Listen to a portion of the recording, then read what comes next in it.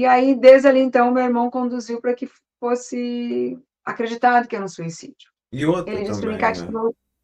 E outra, quando ele falou para você, foi confirmado que foi suicídio, ele ainda inventou uma história mirabolante, de CSI que ele te contou. ah, sim, sim. Ele disse, porque quando ele falou, alguém que estava perto falou assim, ó, como assim? O corpo do André nem saiu do quarto, como é que já recebeu o estado?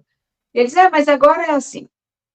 A polícia mandou as fotos para o GP já devolveu o laudo, foi suicídio.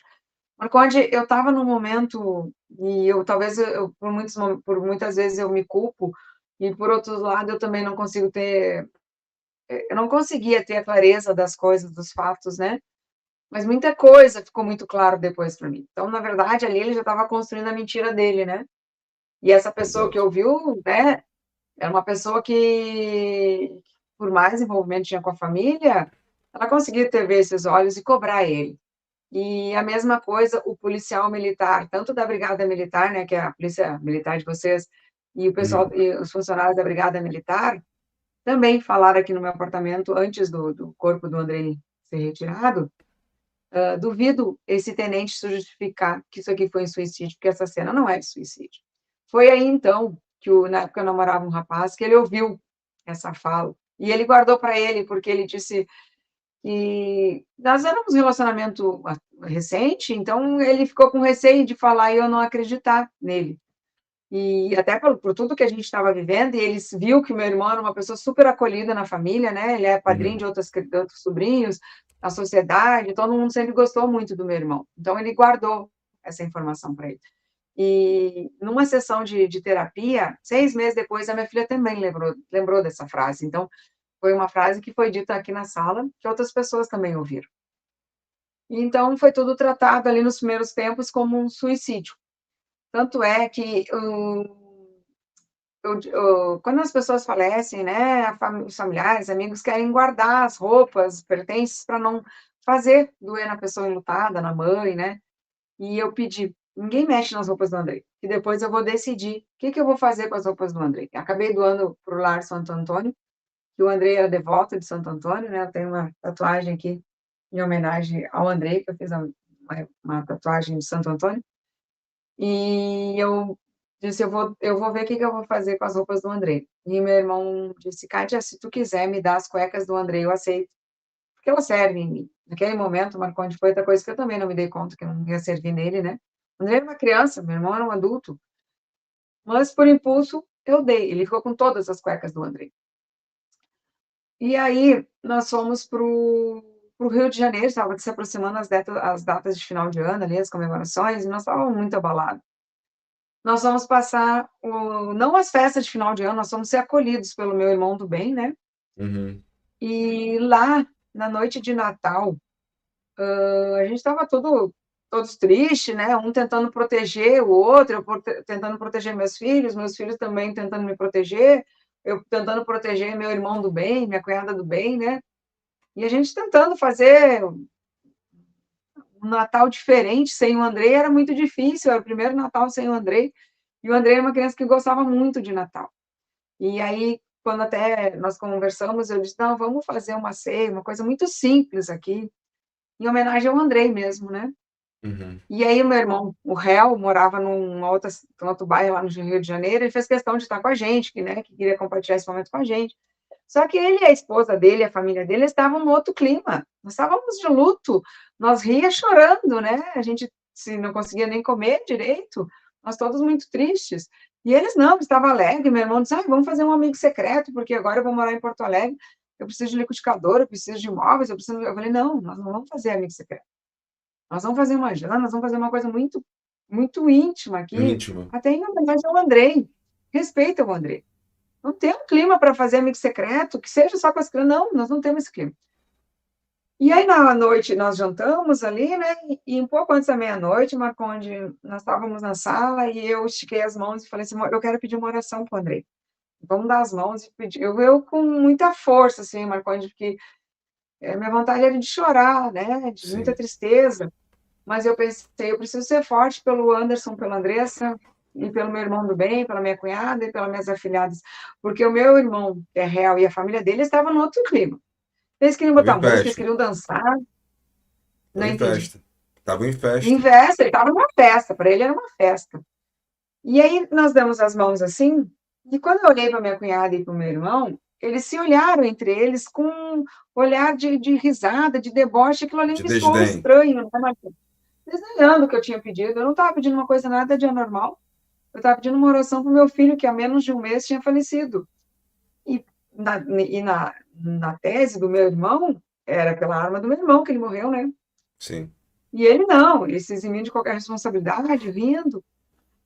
E aí, foi o último dia que eu vi ele, né? Depois ele queria, se aproximou o ano novo, né? Ele queria fazer uma festa, não vamos pro... E aí, daí nós já nos tratávamos só por WhatsApp, né? E daí ele não Uhum. voltou na casa desse irmão que eu estava hospedado. E ele falou, vamos pro Réveillon, a gente leva cooler, isopor, e levamos espumante, a gente vai cedo, passa o dia lá, é bonito os fogos, não sei. Nós não estava em clima de Réveillon, nós não tínhamos o que comemorar, Marconde. Nós estávamos sem o Andrei, e Sim. ele estava em clima de comemoração. E eu neguei, eu falei, não, nós não vamos ao Réveillon. Nós vamos passar meia-noite, né? Aí passamos a meia-noite na casa do meu irmão do bem, né? Muito triste ali, porque era um ano que era para ser bom, e estava encerrando ali, nós sem o Andrei. No outro dia, eu e o Anderson voltamos para Porto Alegre. A Andressa não conseguiu, ela ficou um bom período sem conseguir entrar no nosso apartamento, né, de volta, porque ela e o André eram muito próximos, né, então o sofrimento dela foi muito grande, ainda é, né, com certeza. Né? Meus filhos também sofrem, porque eles perderam o irmão e perderam boa parte da mãe deles, né, que eu me dou muito nessa luta por justiça pelo André. E uma mãe lutada nunca mais vai ser uma mesma mãe. Não, É uma não mãe consegue. lutada, é muito diferente, não pode. E aí, nós voltamos a Porto Alegre e o Anderson. E na manhã seguinte, eu e esse rapaz que nós namorávamos, ele me convidou para a gente comer um lanche. E nós fomos. E durante o almoço, ali, o que a gente comia, eu fui contando as histórias do Andrei, né? Porque ele convivia, gostava do Andrei. Ele ensinava o Andrei estava em recuperação, né? Ruim nas matérias. Na noite anterior, Matemática. ele ensinou matemática, português, né? Então, ele ajudou muito o Andrei nas tarefas, né? E nós contando as proezas do Andrei, as falas ali, nós emocionados, tanto eu quanto ele. E aí, um determinado momento, ele olhou para mim e perguntou: Kátia, tu acredita que o Andrei tenha cometido suicídio? Marconde, eu tenho certeza, eu fecho os olhos, eu lembro dessa frase dele. Foi bem assim que ele me perguntou. Kátia, tu acredita que o Andrei cometeu suicídio? Nós nem tínhamos citado o nome do meu irmão. E parece assim, Marconde, que abriu uma cortina quando ele me fez essa pergunta. E a cena que me veio na cabeça, quando ele me fez essa pergunta, foi meu irmão e a minha cunhada rindo. E aí eu comecei a juntar, né, os momentos dele pedindo as cuecas, outros comportamentos, né, porque quando o Típicos. apartamento ativo está muito diferente. Quando o apartamento aqui, depois quando ele faleceu, nós tivemos que pintar o quarto, limpar a casa, porque estava muito sujo, veio muita gente para cá. Nós ficamos hospedados na casa de uma amiga nossa, e ele e essa amiga, eles pareciam que estavam numa festa também. Botavam música, dançavam, cantavam, queriam fazer janta. Nós não estávamos nesse clima. Isso também me incomodou. Eu disse, não, vou voltar para o meu apartamento, né? Já estava limpo, voltamos. E o meu irmão voltou junto com a gente para cá. E nesse período que o meu irmão ficou aqui em casa, até então nós estávamos tratando, eu não digo com suicídio, eu não sabia o que tinha acontecido, Marconde, eu sabia que meu filho tinha morrido. E pela manhã, quando meu irmão saía para o quartel, trabalhar no Ministério Público, ficava um cheiro de gás aqui na minha casa. E nós procurava e não tinha esse cheiro de gás. Mais tarde, um técnico que arruma os ar-condicionado aqui no condomínios, o condomínio, os gás, ele abriu e o lacre do gás aqui de casa tinha sido mexido mecanicamente. Então, na verdade, meu irmão também, de certa forma, mexeu no gás aqui de casa. A intenção eu não posso afirmar, porque senão daqui a pouco eu sou processada, mas o gás foi mexido. Eu Aí, sei, lembro bem Marconde... disso. Oi? Eu lembro Tu bem lembra, Marconde? disso. Nós comentamos isso. Assim como eu lembro que no próximo ao Réveillon também, ele botou música e ficou dançando enquanto ficou vocês chocados olhando. Exato, ele botou música, ele queria dançar, e ele dizia, olha aqui as nossas músicas das nossas épocas, sabe, Marconde? Nós estávamos tudo luto, de dor. E ele estava num outro clima, como diz a gurizada, outra vibe, sabe? Ele estava muito lá em cima e nós estávamos tudo aqui para baixo, muito triste, né? E a gente, porque o André era uma criança muito alegre, ele gostava dessas datas comemorativas, ele era família, ele gostava de ver as pessoas juntas, né? e meu irmão no outro clima.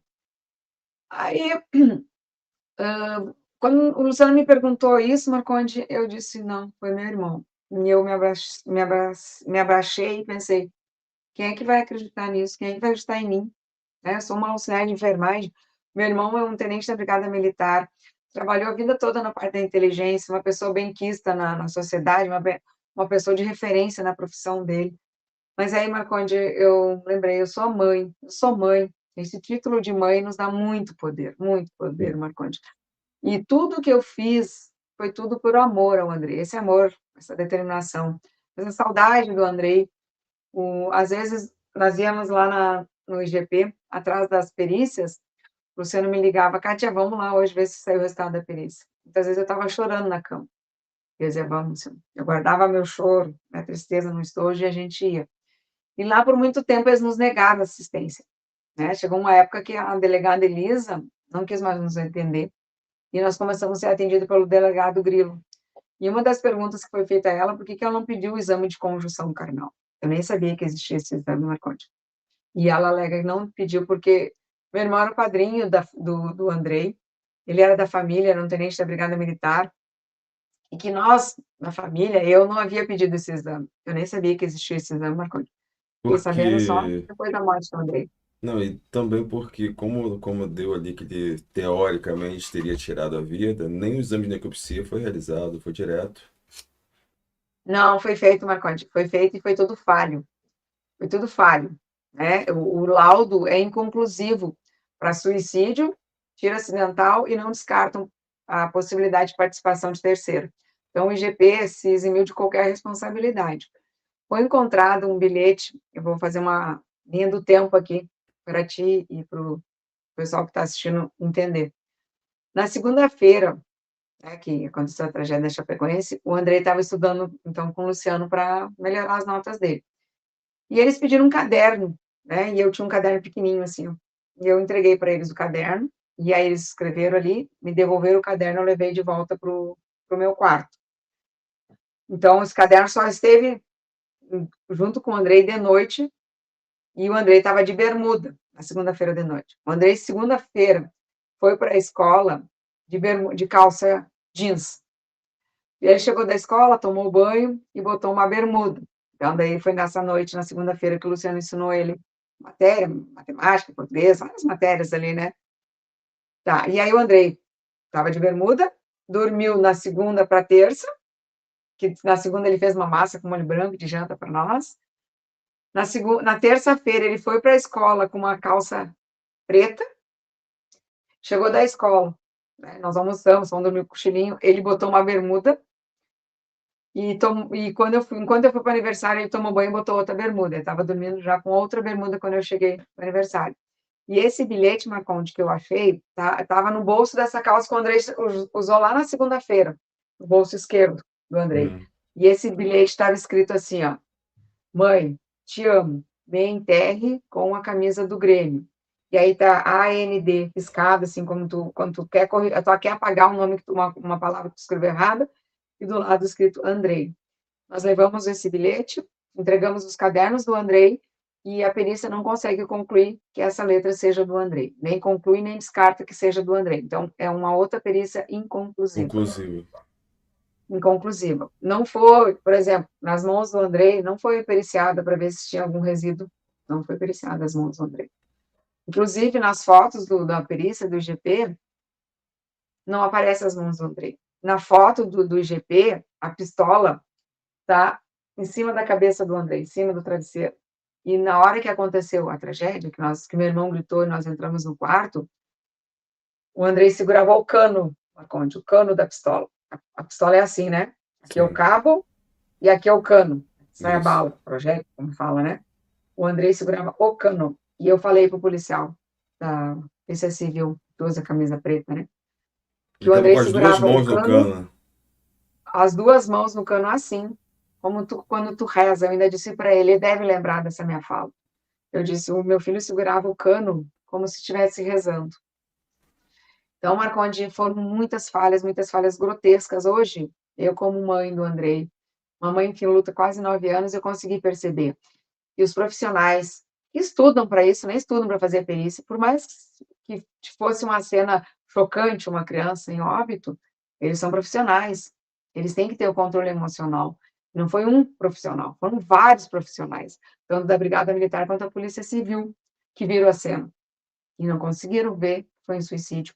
Eles verbalizaram, mas no depoimento deles, eles não falaram isso. Né? Então, o fato do meu irmão ser um tenente da brigada, porque quando chegou a brigada militar, meu irmão deu a carteira funcional.